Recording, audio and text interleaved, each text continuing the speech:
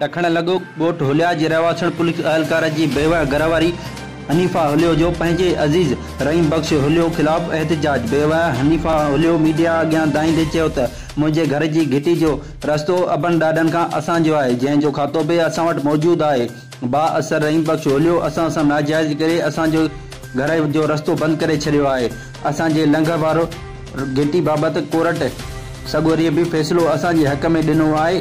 इन खां अलावा बा असर रहीम बख़्श हुलियो जे भाउ ॻोठ जे चङी मुड़ुस हादी बख़्श हुलियो बे घिटी वारे रस्ते जो फ़ैसिलो असांजे हक़ में कयो, पोइ बि बा असर रहीम बख़्श हुलियो असांखे रस्तो नथो ॾिए।